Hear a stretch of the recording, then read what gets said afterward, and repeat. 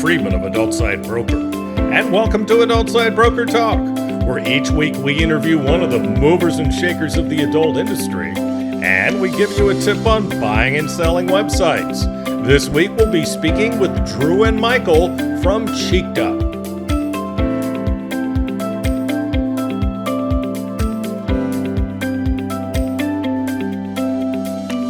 Would you like an easy way to make a lot of money? Send sellers or buyers to us at Adult Site Broker through our affiliate program, ASB Cash. When you refer business to us, you'll receive 20% of our broker commission on all sales that result from that referral for life. You can make $100,000 or more on only one sale for some of our listings. Check out asbcash.com for more details and to sign up. At Adult Site Broker, we're proud to announce our latest project, thewaronporn.com. You'll find articles from industry websites as well as mainstream publications from around the world. It's designed to raise awareness of our industry's plight in the war on porn and the numerous attacks on our industry and online free speech by hate groups, the religious right, and politicians. You'll find all that and more at thewaronporn.com. We've also added an events section to our website at adultsitebroker.com. Now you can get information on B2B events on our site, as well as special discounts reserved for our clients. Go to adultsitebroker.com for more details. Now let's feature our property of the week that's for sale at Adult Site Broker. We're proud to introduce a successful and growing OnlyFans agency. They've been in business less than a year and a half, but they've experienced tremendous growth. The company was founded by two brothers. In the last year, they've done over $5 million in gross profit. They have over 130 full-time Filipino employees with affordable salaries. The strategy of the company is to acquire large volumes of creators, put them through their automated onboarding process, and then they decide which creators are worth keeping. Out of over 2,000 in the last year, they pared down to the 300-plus creators they have now. They focus on 30 to 50 high-revenue-producing creators. The top one is generating $120,000 in monthly revenue. There are many high-potential creators who currently do between $5,000 to $75,000 a month. These creators can be scaled through detailed focus and know-how, not to mention additional marketing. The founders have created scalable systems and automations through sustainable processes. The whole company is very well structured. The founders currently only work about an hour a day due to their systems. There's a great potential to further develop the revenue from each creator, thus multiplying the revenue and profits of the company. The main marketing is TikTok with some Instagram sprinkled in, which leaves amazing opportunities using other media and buying ads. Only $13.5 million. Now time for this week's interview. My guests today on Adult Site Broker Talk are Drew and Michael from CheekedUp. Guys, thanks for being with us on Adult Site Broker Talk. Thank you so much for having us, Bruce. You guys did that in unison. I like it. So I'll tell everybody about CheekedUp. You guys are a fresh force in the adult industry with a passion for change and a commitment to empowerment. You, Michael, and also your partner, Nick, who didn't make it today, are here to redefine the future of adult content creation. Today, we'll talk about how these innovators are changing the status quo. CheekedUp is the first platform of its kind for booty enthusiasts, and I want to assure everyone there's lots of booty on there. Most notably, they pride themselves on empowering content creators to sell custom content while prioritizing creative freedom. CheekedUp is an outlier created by bucking historical industry trends as a central mission statement. CheekedUp places the human aspect at the forefront of business, strategically being built for creators to thrive and be successful. What makes CheekedUp special is they offer the best in industry creator commissions, a passive income referral program, numerous buyer outreach tools, and a dedicated support team to make sure creators have everything they need to succeed. Buyers on the platform enjoy the chance to personalize their profile to jumpstart interactions with the creators, or alternately, they can partake in the community anonymously. Buyers also have analytical tools which expedites outreach and engagement. So as they like to say at Cheeked Up, let's get cheeky. So guys, what makes you venture into the world of adult entertainment? I mean, are you crazy or what?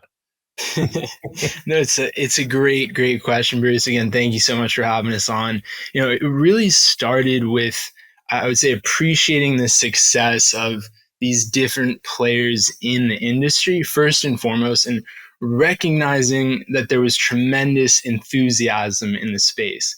Historically, when you think of the adult industry, you tend to think of porn, adult video stores and sketchy websites that you hope won't destroy your chunky computer that you're looking at in the dark of night, right? I think seeing in more recent years these platforms come out that effectively created these online communities, a ton of camaraderie between members, and then obviously the opportunity for a next level of personalization and engagement that was seemingly lacking in the adult industry as a whole.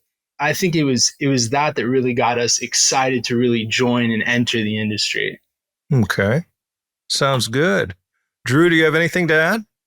No, I think Michael covered it pretty well. We're very enthusiastic and just ready to kind of change things up. Sounds good. It sounds like you have. So what makes Cheeked Up special and different than the other platforms that you guys compete with? You know what? That is another great question, Bruce. I guess, to keep it simple for starters, Cheeked Up was designed to appeal to, and I don't know if you're familiar with Seinfeld. I know we were getting into comedy a little bit before, but as Cosmo Kramer was once called, the ass man. It was on his license plate. It was on his license plate, exactly right. But that's our vertical, right, Bruce? Butts. Creators on the Cheeked Up platform, well, they enjoy the best in industry commission rates, as you were getting to before, that are actually tiered to reward creators more for doing what they do best. Truly, we want our creators to make the most money that they can in the adult marketplace space on Cheeked Up. And it was one of the things we were most excited about when we were building the platform. And it's why we're actually seeing a lot of these creators come to our site from other platforms. Now, we do also offer them, as you got into, a ton of carefully designed buyer outreach tools in a truly dedicated support team in order to assist them on their creative journey. And as you also touched on before, for buyers, we also put a lot of thought into functionality, and we didn't just give them analytic and filter tools, but we also wanted to include a special buyer ghost mode.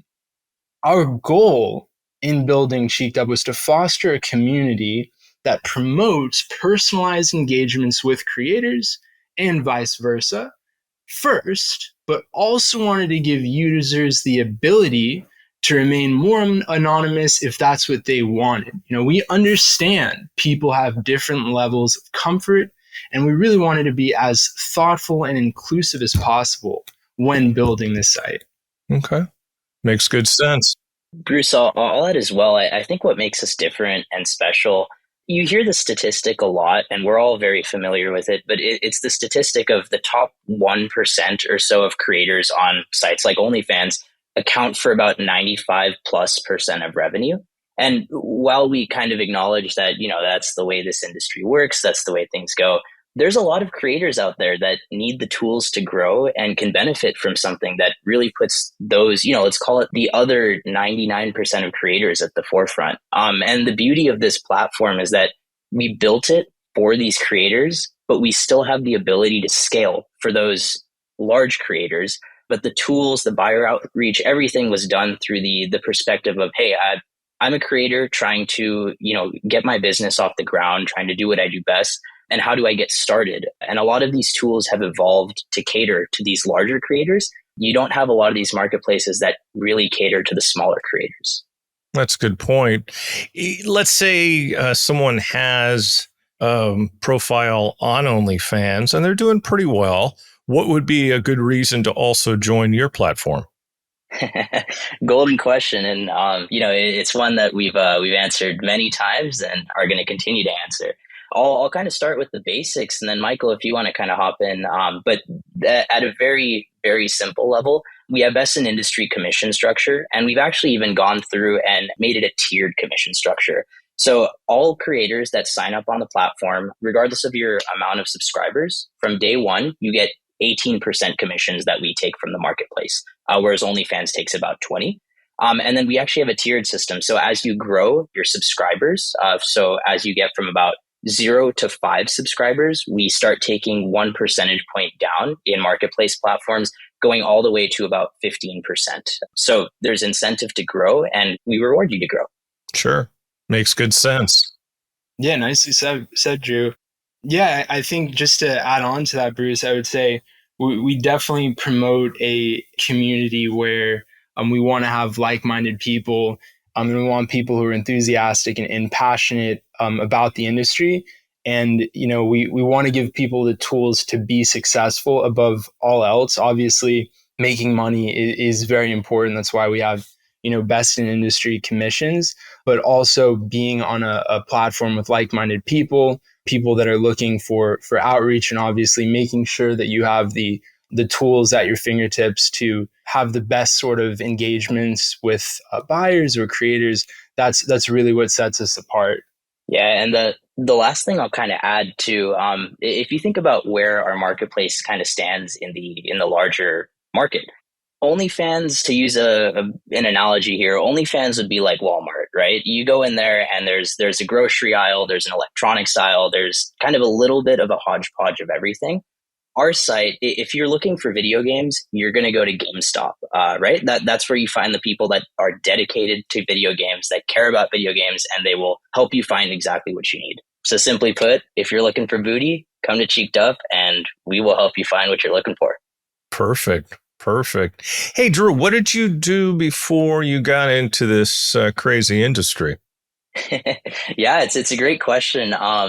So I'll go ahead and kind of tell a little bit about myself. So I have a background in finance, and then I'm actually a self-taught full stack developer as well. So very, very interested, I would say, like more so in the academic side of finance. And then as I've kind of grown through finance, there's a big space I'd call it the overlap between software engineering and data science, where if you can get your hands around large data sets, you can build some pretty good predictive models.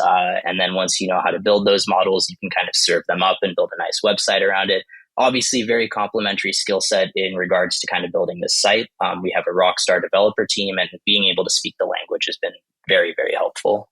Cool. How about you, Michael? Yeah, no, Bruce, I actually have a background in psychology. So, the study of human mind and its functions. It's actually what I studied in college. And I did also take a few classes in entrepreneurship and business management. And post college, I actually started working in the tech industry, which is where I currently sit today. Oh, very good. So you still have a straight job, huh? Exactly. Yes, we still punch the clock. We have the 9 to 5. Currently, the straight job, Bruce. It's a good idea when you got a startup. Oh, it's the life of a startup owner. This is the passion project. Exactly. Well, hopefully this will make you enough money where you can stop punching clocks. Hopefully soon. Your mouth to a God's ears, Bruce.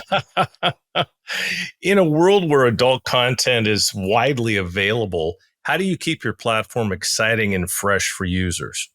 So, Bruce, we are positioned to continue updating and, of course, adding to our various platform functionalities really as fast as our dev team can work. As Drew said, they're fantastic, and we definitely keep them busy.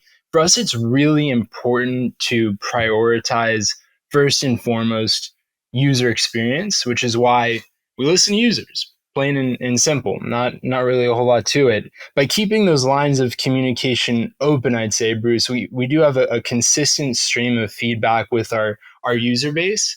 And for that, we're very grateful and fortunate.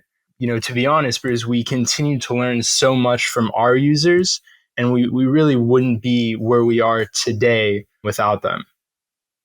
Yeah, and I always think it's important, and I think that's the one thing that most companies forget are the users. and to ask for the users to give them constructive criticism, because if you don't, then you're just guessing. Mm-hmm. Exactly. I'd go a step further and even say that like the future of not only CheekedUp, but the future of a good, successful company not only solicits feedbacks from its users, but is predicated on feedback from its users. And there's so many fantastic tools. I'm thinking even the fact that, a couple of weeks ago, we posted a tweet saying, hey, creators, what would you like to see on the platform?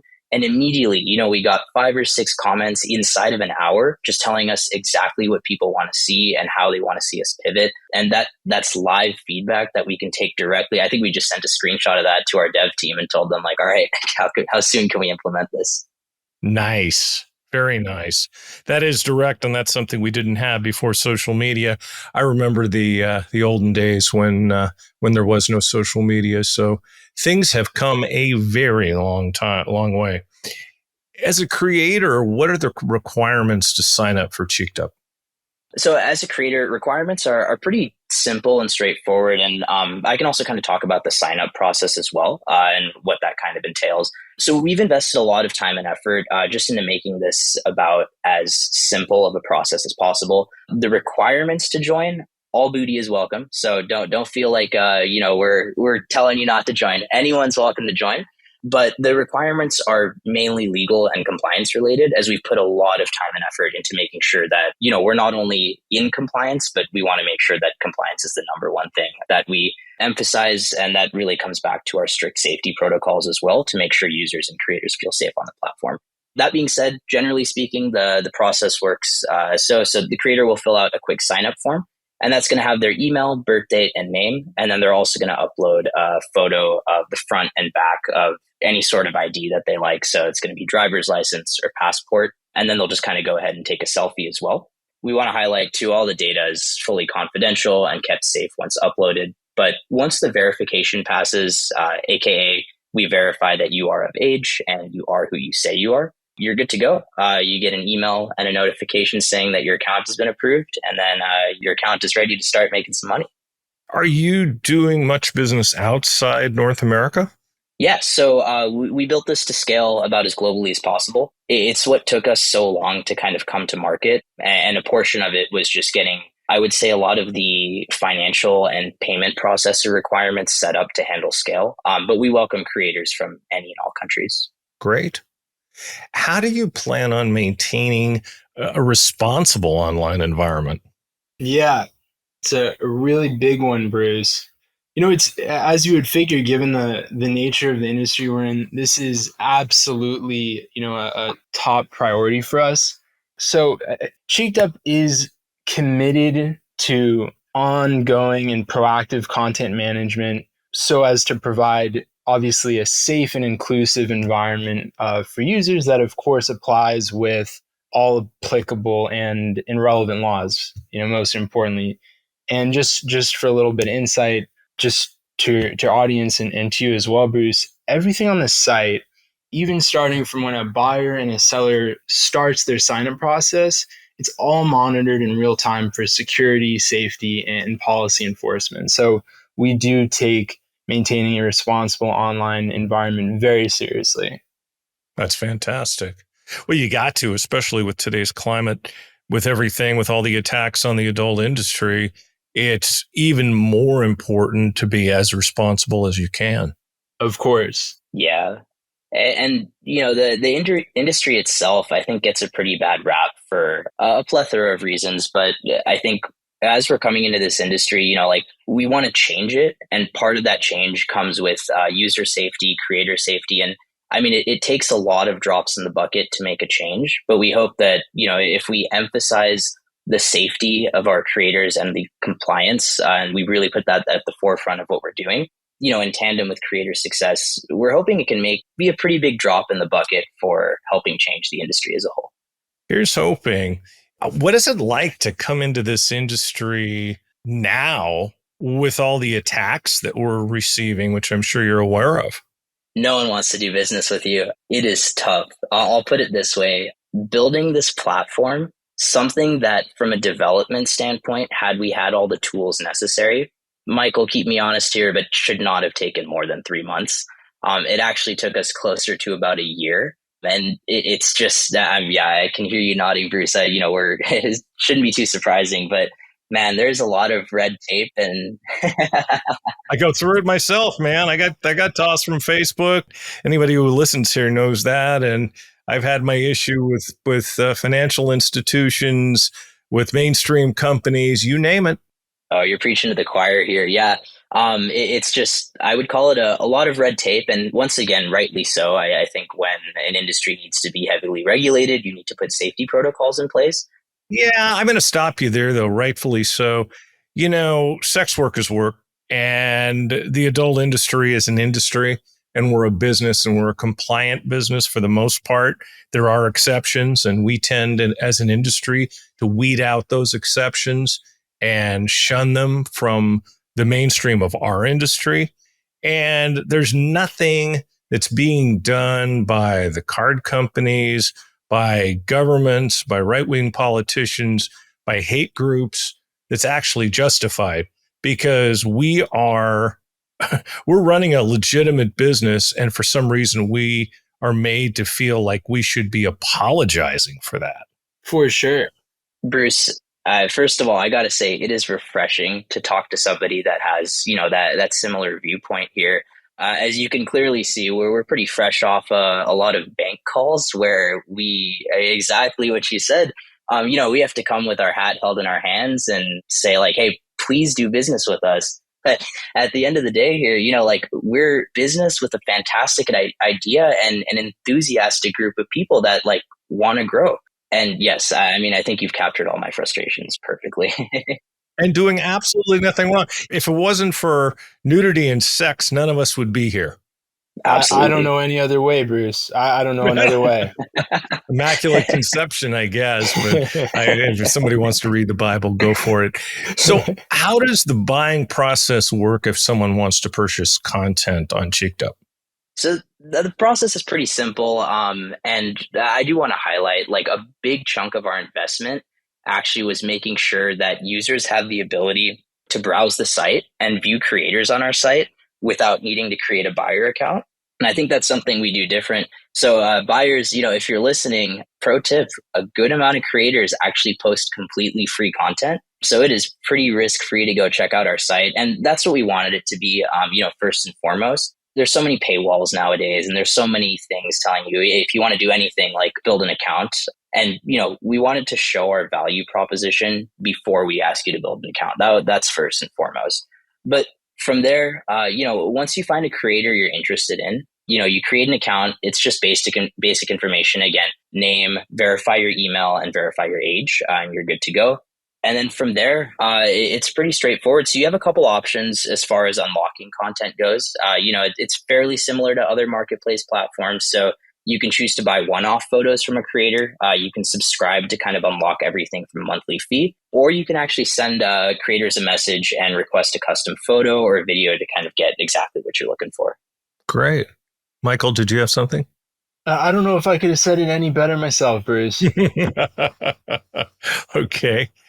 As a buyer, let's say I'm currently a buyer on OnlyFans or Just for Fans, why would I come to CheekedUp and buy from you guys? Besides, you want the money, of course. It's a great question. I know, I asked it. So we're actually, once again, the success of our platform is predicated on the success of our creators. And we're operating off the understanding that a creator will see our platform as a more enticing opportunity and exclusively start posting photos, videos, content there. And as your creator is incentivized to do so on your site, there's a natural migration of buyers. I don't think our buyer experience is necessarily any different. I think most buyers look at the platform as a commodity. It's the same as choosing an apple at a store. It's the same anywhere, and you kind of just go with the brand name. So the buyers will generally go where the sellers want, and the sellers are the ones that are really kind of making a majority of the ripples there. Okay. Is there any kind of effort to get your creators to push CheekedUp on their social medias?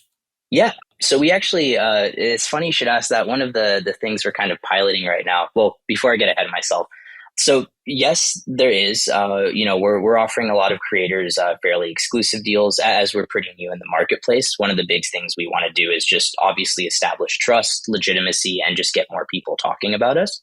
But the main effort is obviously doing deals with creators for exclusivity and saying, hey, if you move, do what you're doing, just do it on our site. That's initial part of it. But then the other thing that we're doing, and I think this is where a lot of sites, this is where I would say we're a bit different.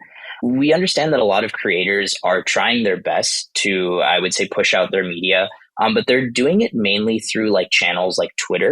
And there are a lot of areas that are kind of, I would say, not dug into well enough, either just because they don't understand how to use it. So specifically, I'm thinking Reddit is a very good example where there's a huge opportunity to get exposure, but a lot of creators that primarily post on Twitter don't necessarily know how Reddit works, how to go through it. So one of the things we're actually offering is, tutorials for the creators that have joined, saying, hey, here's how you created a Reddit account. Here's where you're going to want to post. Here's how you pass verification processes, and like kind of just holding your hand through the process of like, this is how you take advantage of this other fantastic area to get exposure. And then we're actually even going a step further and kind of piloting a fully managed Reddit service. So if any creators are interested, we'll run your Reddit account for you. We'll make sure it's kind of linking back to your CheekedUp, and we'll do an initial majority of the outreach. So that way you can focus on what you do best, which is, create content and let us handle the rest. Okay. What are you guys doing in terms of recruitment of creators? Michael, I'll let you take that one. I think I've done a lot of the talking here. Definitely. Yeah. So we're primarily in terms of getting creators on the platform, we're kind of approaching it from a few different avenues. So we do get a lot of, I would say, engagement from our Twitter account.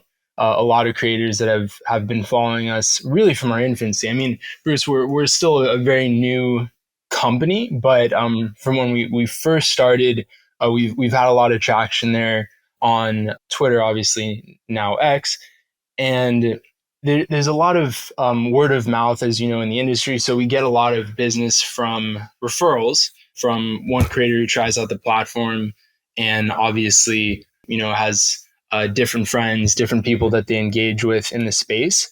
A lot of it's been through word of mouth as well, and we actually have a referral program just really for that reason, to incentivize creators to refer other creators on over to the platform. And in doing so, they obviously make some money from doing that as well. And that money does come out of the CheekedUp commission, doesn't take away from any of the bottom line that goes into their referred friends' pocket effectively. Very cool.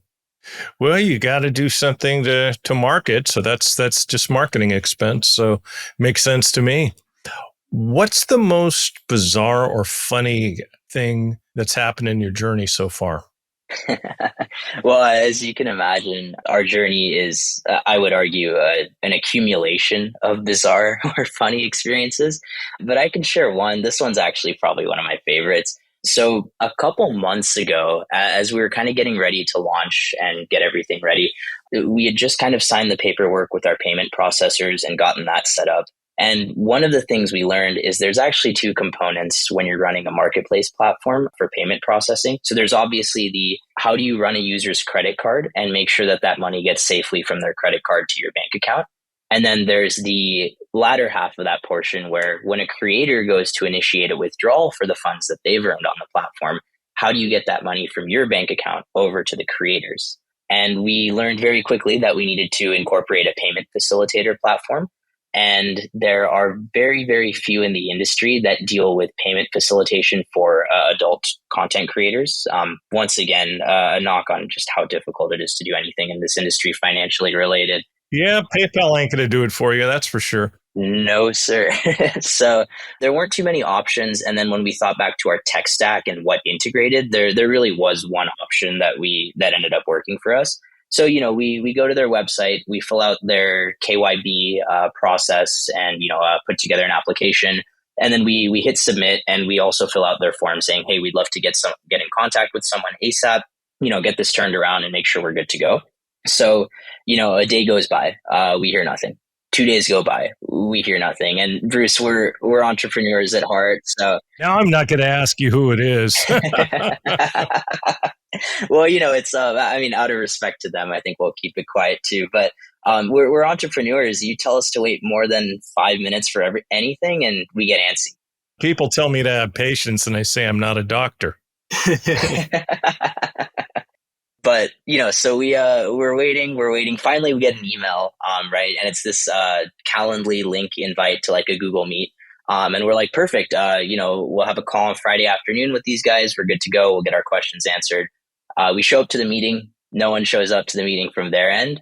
Ugh, embarrassing. Now I almost want you to call them out.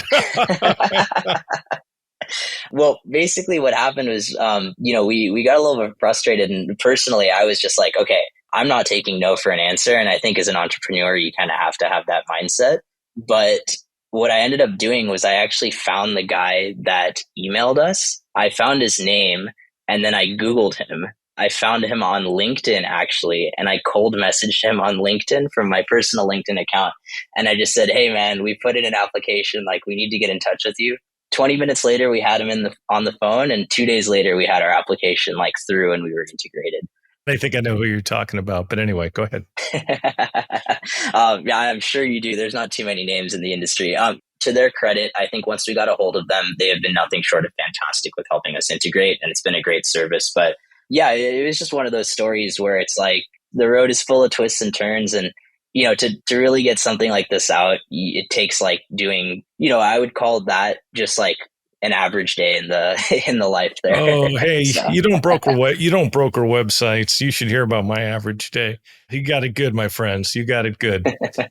So the creator space, the creator platform space, and the creator space has gotten very crowded. So how do you deal with competitors in the adult space?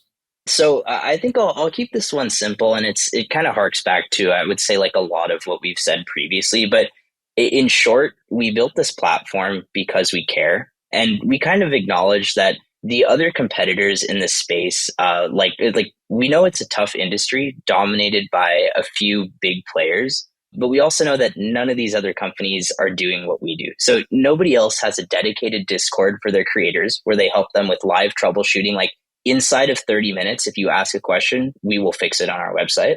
Nobody else checks up on creators in Twitter DMs and solicits feedback for features to add to the site. Nobody else listens to what people are saying in the comments section and directly makes those comments crucial points in forward-looking strategy. I think, we were talking about this earlier, but there's a lack of that in, I would argue, any business, but specifically in the marketplace platform industry. And there's just a shortage of companies that kind of have business models that were built from the ground up that align their personal incentives with creator success. And the way we kind of built ourselves makes it imperative that our creators and us, we kind of like succeed in tandem. I guess in regards to directly dealing with the competitors, we just have faith that our platform will begin to shine as creators realize that we have better commissions, better tools, more exposure opportunities than other platforms offer them. And our success should be predicated on the success of creators, nothing else. That's very true. Do you ever worry with all the platforms out there? Do you ever worry that your platform might be too niche? One of the things I've built many startups in the past, and this is not my first lap around the track. And I think one of the things that I have learned from that experience is just the fact that like most people end up going too wide, and I do not think there is not a good subset of niche marketplace platforms that currently exist. It's a fair question to ask, but I would even argue that our niche is not much of a niche. I think most people enjoy booty content. So I don't think we've dug ourselves too niche of a hole just yet. Okay, fair enough. And I've always believed anyway that it's important to specialize in this industry because there is too much general out there. There's too much of, we have everything. Like you said, Walmart. Look, God love OnlyFans for getting this whole thing started. and making this industry and all the cottage industries that go along with it, making so many people money, making so many creators wealthy beyond their wildest dreams, taking people out of poverty, taking unemployed people and giving them a good income during the pandemic. I mean, I could go on and on. I think the whole OnlyFans phenomenon's amazing. And what it's also done, and I'm a big advocate of this, is it's taken the power and it's brought it back to the creators from the companies. The production companies don't have the power anymore. The creators have the power. Now the production companies need to work with the creators, right? Yeah, and it's been such a good revolution for the industry. But it's one of those things that like we really appreciate this revolution, and we want to continue making sure that it moves in the right directions with creators first, and making sure that companies don't get so big that you ultimately see history repeat itself, and it takes very strong will to not get clouded by money, judgment, whatever, to ensure that what you set out from day one continues to perpetuate through in year 10. I listen to you guys, and it's very inspiring to hear what you have to say and what you're trying to do. And yeah, and the best advice I can give you is stay that way, stay motivated, and stick to your guns. Yeah, it's what got us through a grueling, what is it, almost year-long dev process now, where every morning we woke up and there was another fire or another reason we wouldn't be able to launch it, but here we are. And I gotta be honest as well, Bruce. I think one of the things that really brought us to, I wouldn't call it a finish line. I think that's not really fair to say, Drew, because it's a constantly iterating process. But one of the things that got us to where we are is just the inability to shake this desire to get this to market, to champion that cause, and to really stand out in this industry. It was just something that we couldn't shake. We were really obsessed with that dream of bringing something like this to market, Bruce. That's fabulous. What's your stance? And because you've covered this a little bit, but what's your stance on inclusivity and diversity in the content you host on your platform? Well, I said it once, I'll say it again. All booties are welcome on our platform. So we welcome all creators. No, you don't want mine. You really don't. Hey, see what happens, Bruce. Throw it on there. Once again, we support everyone. But as mentioned earlier, the incentives of our platform are kind of aligned with your success as a creator. And success does not come without a welcoming atmosphere of inclusivity and diversity that not only, encourages these values, but celebrates them as well. And that's very important to us. Okay. What was the most challenging part of creating this product? We talked about this earlier too. There was nothing that wasn't a challenge, but that's just life. But I think the biggest part was I would call it like a majority of the red tape. So regulatory, financial red tape, and then just legal compliance as well. We were pretty lucky from day one to just find a rock star dev team and being able to speak the language and getting the dev work done. We've spoken to a few other people in this industry, and it's hard to find a reliable dev team that does exactly what you need to do for prices that don't gouge you, especially as a startup. So that was a big component of it. We're both lucky there. I've got a great dev, so. Oh, fantastic. We'll have to talk a bit more about that. But yeah, it's the foundation. And you take it for granted when your dev team is great, but you really realize how bad it can be pretty quickly when they're not. Oh boy, I've been there. We had a few friends in the payment process industry that kind of helped point us in the right direction too. Michael, I don't know if you want to kind of highlight the payment process help we got, but I think that was a big component of it. Yeah, I mean, add a little bit, Bruce. We just needed a little bit of hand holding, in whatever capacity, we could get that, being a startup in this space, largely uncharted territory for our team. In a lot of ways, I think that we wanted to take advantage of that. So I had a buddy from back in the day, known many, many years, and he was actually in connection with somebody in the payment processing industry. And it was really just, that door that opened up that I think gave us a lot of clarity and confidence to move forward. It's that hand holding, Bruce. We're not ashamed to say it. Sometimes you need it. No, you shouldn't be. And I'll tell you something, and I'm going to throw in some shameless self promotion here. But we have a consulting company. It's called Adult Business Consulting. And people like you who come in from the outside of the industry who don't know where to start, they come to me and I show them the way as it is and point them in the right directions, all the things that you talked about, all the compliance type of stuff, the payments, the payouts, servers, you name it. We've got all those resources. So it makes it a lot easier for people. And as I listen to you guys talk, I sit there and think to myself, God, I could have made this easier for them. Bruce, if we had met you a year ago, yeah. At least you learned, you need to Google better. At least you learned everything in the process. Yeah. Yeah.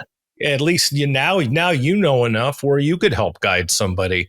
But this is something that I've done for a while, and it's really was created out of this type of thing because I started once from outside the industry and I took my lumps, man. And my first dev ran out on me, didn't give me anything for the money I spent on it.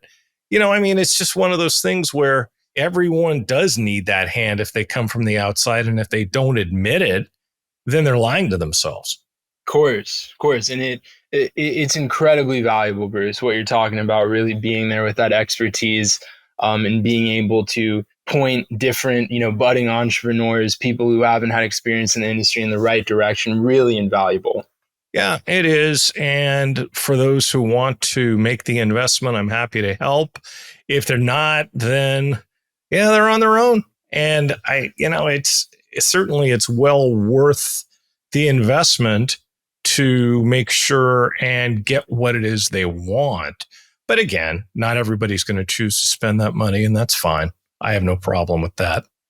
So I was just kind of thinking, CheekedUp. So how did you guys come up with the name? You must have been drinking or something.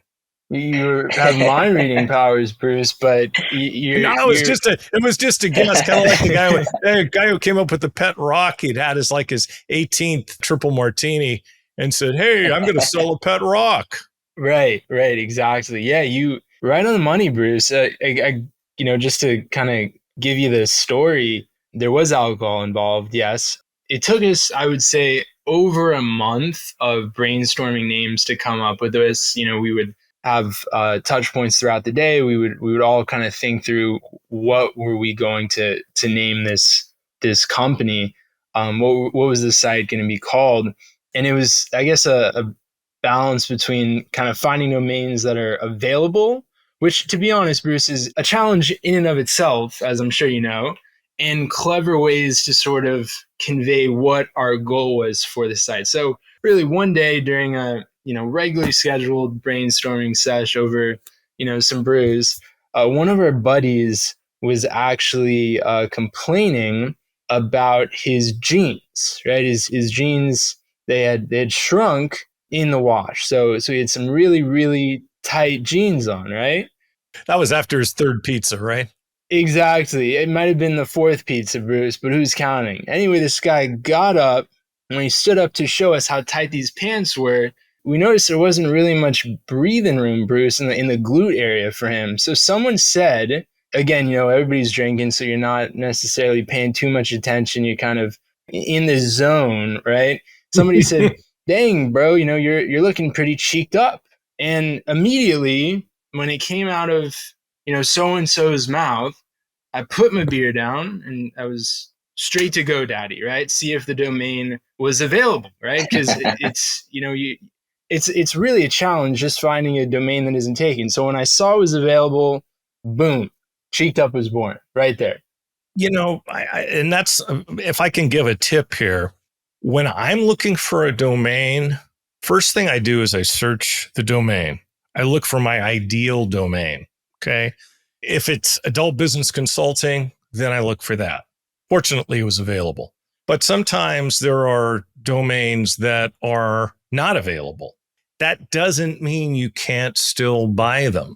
So once you see that domain is unavailable, then I always look for the site. And if there's no site, that probably means somebody's sitting on the domain.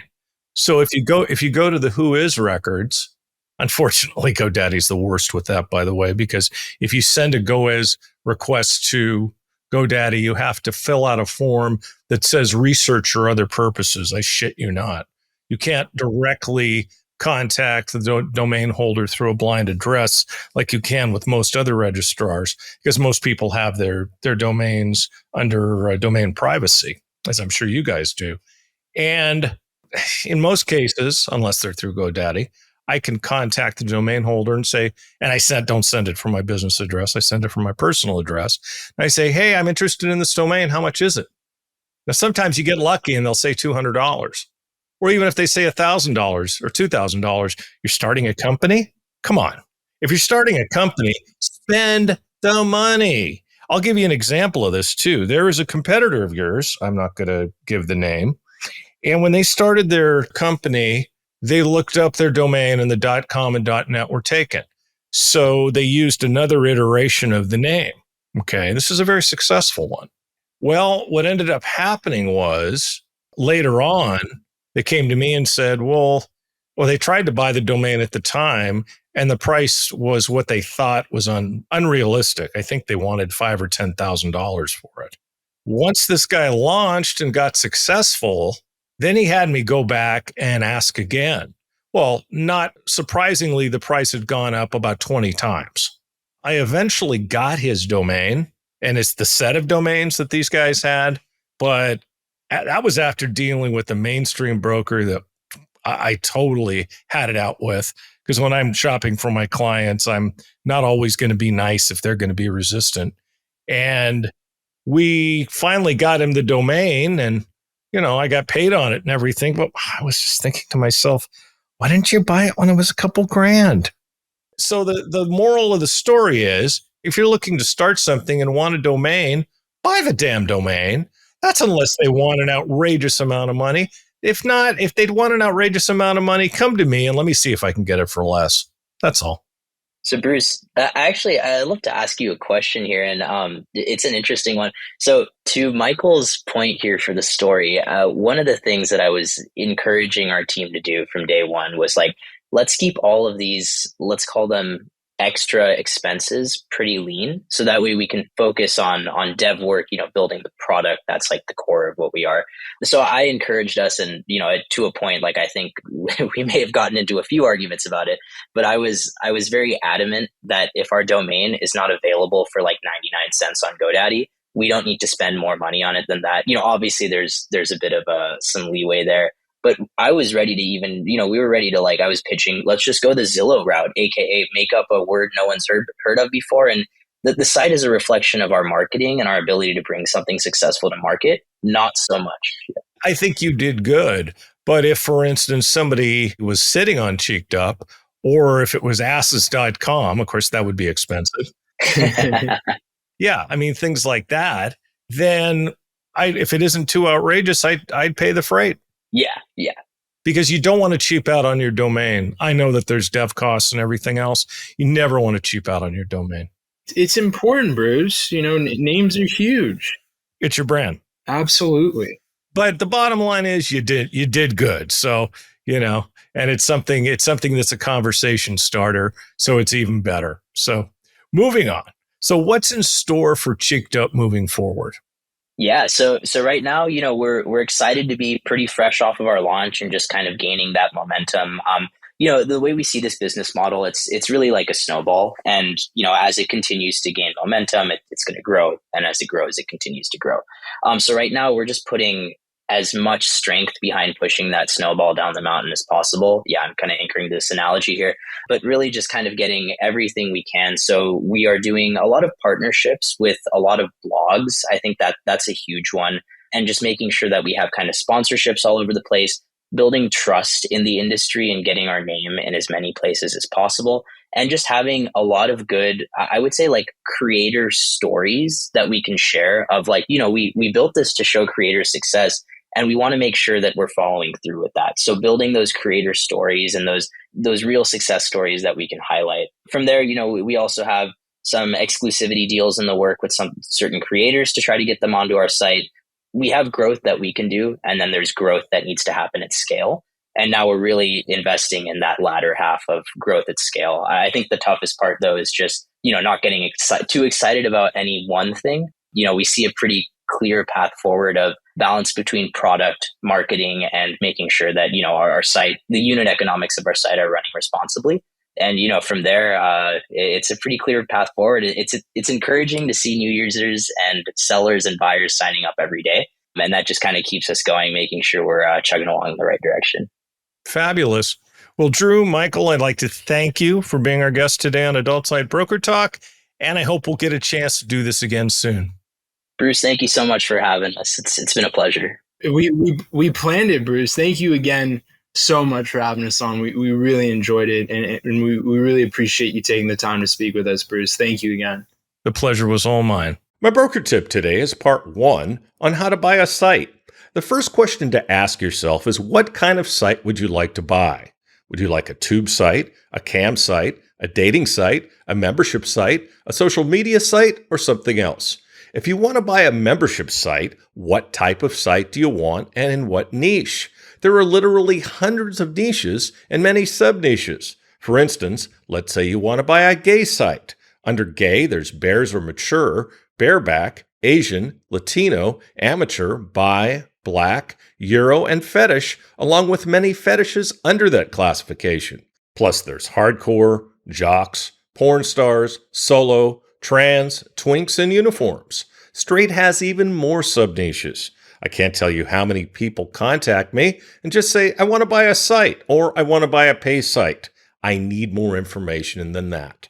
How you make this decision should be based on these factors. What interests you? What you enjoy should definitely play a part in what you buy. If you like men and want to make money on a straight site, that's probably a really bad idea. Same thing if you're straight and want to buy a gay site. So what you like plays a part. What's your budget? This is something you need to establish at the very beginning. Not only do you need to know what it is you're working with, but some classifications of sites are more expensive than others. For instance, if you want a cam site with any traffic or revenue at all, you're going to need a lot of money. In fact, to buy any established and successful site will be somewhat expensive. If you buy a site that's pretty much just a platform without traffic or sales, you're going to need a huge investment to build it up. In that case, it might actually be as good or better just to start your own site. That way you get exactly what it is you're looking for. We'll talk about this subject more next week. And next week we'll be speaking with Gibson Allman of Pornstar Metrics. And that's it for this week's Adult Site Broker Talk. I'd once again like to thank my guests, Drew and Michael of CheekedUp. Talk to you again next week on Adult Site Broker Talk. I'm Bruce Friedman.